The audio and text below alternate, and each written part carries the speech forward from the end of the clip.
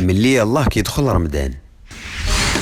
ماما عطيني عصير. واش من عصير بغيتي؟ ديال الاناناس ولا ديال الفريز ولا ديال سيد الرجال؟ واعطيني بريوات. واش من بريوات بغيتي؟ كاين البريوات اللي معمرين بالدجاج ولا اللي معمرين بالحوت ولا اللي معمرين بالقدافي.